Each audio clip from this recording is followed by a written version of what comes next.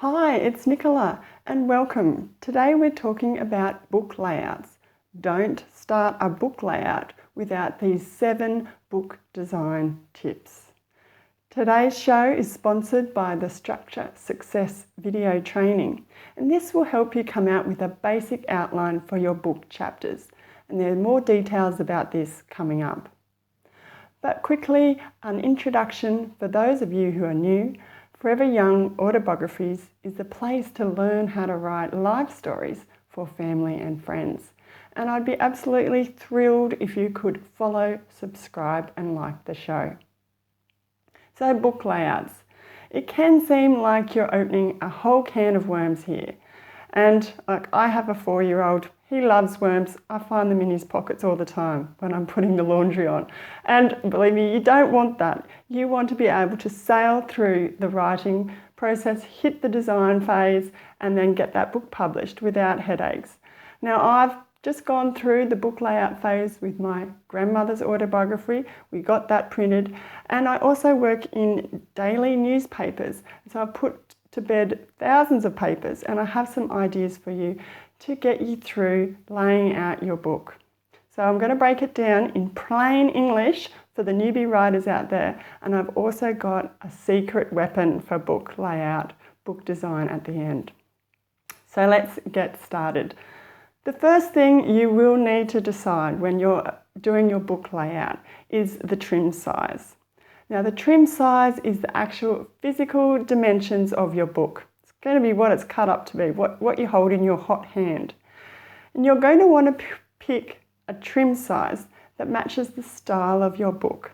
And it's going to be practical. If you've got a really long manuscript and you try and jam that into a really small trim size, you're going to have a really chunky book. It's not going to be easy for your reader to hold, to turn the pages. It's going to be uncomfortable. So we don't want that. So you want something that's comfortable. And of course, if you've got more pages because you've got a smaller trim size, that's going to cost more money when you get to the printing phase. So have a think about trim sizes. I've got a bit of a guide for trim sizes over at my website, foreveryoungautobiographies.com/book layout. So please don't think you have to keep track of that right here, right now. Head over there and it's all written out clearly for you. Okay, so trim sizes. Next, we're moving on to margins. Now, the margins is the white space around the body text when you open a page. It's great because it helps give your eye that visual presentation. But it's also practical. It's somewhere where you can hold the book when you're flicking between the pages. And when you're binding a book, the inside margins are essential because that's where it's going to be held together. You want an adequate inside margins because otherwise, when it's bound, you're going to lose some of your words in the binding in the middle of the gutter there. So you need a good adequate margin. And of course, margins are essential for putting, the author's name on the title of the book and page numbers. Essential information. We need to have space to put those in. Now, at a minimum, I would suggest around your pages, you want 15 millimeters. But again, there's lots of other considerations that I won't go into here, but you'll probably want to just double check with your printer for their specifications on margins, because you don't want things to get outside and get cut off. Okay, margins. Next, we're moving on to fonts. Now, fonts, you're going to want to choose one, especially for your body text. And you're going to want to pick one that has serifs. What the hell's a serif? Okay, it's the little flourishes at the end of letters. And this really makes it helpful for your eye to read letters and therefore words quickly. It's not strenuous. And you're going to want to pick you're going to want to get your body type so it's justified across a line. So that means it fills the complete line. There's no white space. And at a minimum 11 point. If you've got elderly readers or children reading the work, you probably want to up that font size. I'm thinking 12 to 14 point. Now, fonts come in different flavors. They've got their own sort of characters. So you're going to want to pick one that fits with the style of your book and the tone of your book. There's so many fonts out there. thousands and thousands, and you can get inspiration by looking at books you've already got or in the shops. And you can go to websites like myfont.com and have a look. There's lots there that you can purchase. Moving on from fonts, the next thing we need to talk about is the front matter and the back matter of a book. What's this mean? So you've got your body of your book, your manuscript, and then we're going to sandwich those with the front matter, which is a collection of pages, and a back matter, which is another collection of pages. Now your front matter, things like you're going to want to consider, of course, a title page, perhaps copyright information on another page. Then you're going to have dedications, perhaps a quote. Then there might be a table of contents, some acknowledgements, people have helped you with the writing process, and an introduction. So that's sort of front matter. Then we're going to move on to back matter. Now, again, it's up to you, but you could have things like an epilogue, endnotes, references, appendix, glossary, and an index. So things to consider, but that's basically what front matter, back matter means. Okay, not too many more to go. Hang in there with me. Next, we're coming to running heads. Now, these are the descriptive headings at the top of pages. So on your left-hand side, you're probably going to have your author's name, complete author's name. And then on the other side, on the right-hand side page, you're going to have the title of the book.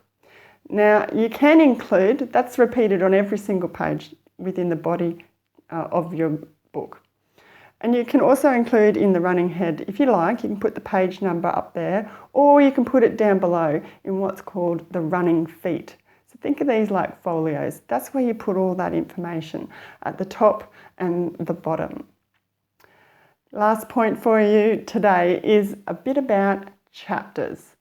Now, chapters, you want to jazz them up. You want them to be special. So they're going to start on a right-hand side page, and they're not going to have the running head or the running feet.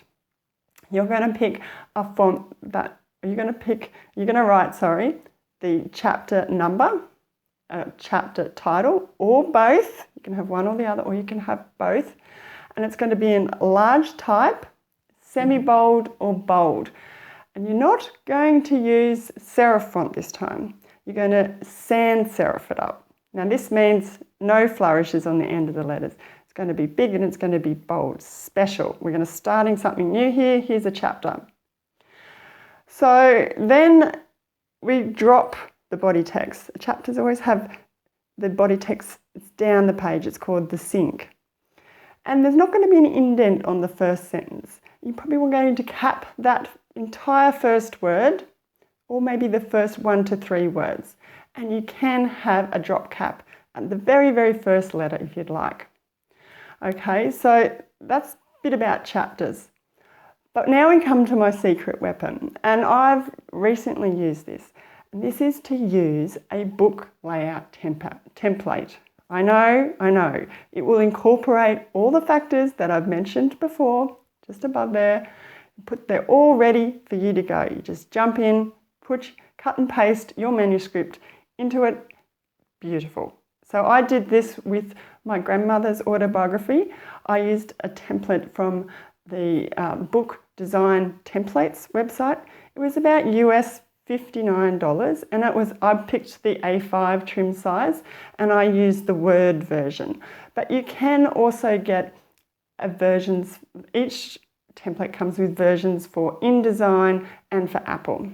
So that's a really good option because these templates are designed by professional book designers. Really good idea if you're considering doing your book layout yourself, or you're about to spend hundreds on getting it done with a professional book designer, like a one-on-one sort of process there. So consider book design templates. So there you have it, some amazing book design layout tips.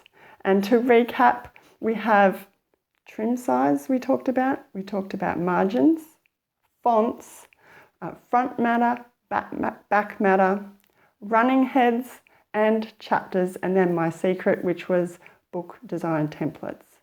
Now, my hope from all of this today is that you will master book interiors and that you will produce a book that you really love and you're grateful and looking forward to sharing and celebrating with others. Now, everything I've mentioned today, all the tools and resources are over at my website, foreveryoungautobiographies.com/book layout. And there'll be things like recommended fonts, so that's serif and sans serif fonts, trim sizes, links to the book design templates, my font, etc. So please check it out. And while you're there and while you're here, leave me a comment. I'd love to know, have you got a book layout question for me? Or are you stuck with a book layout problem? I'd love to help so you can move on in the process and get that book printed so you can hold it in your hot hands.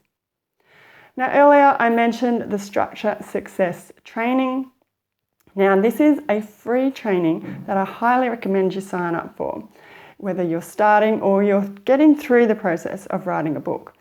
It will help you nut out exactly the key memories that you need to include and other important events that need to go into your book and in what order. You get a really good chapter outline. It's a rough one, you can move it around, but it's an awesome starting point. So I highly recommend that you sign up for this. It's at the website, or I'll leave a link here.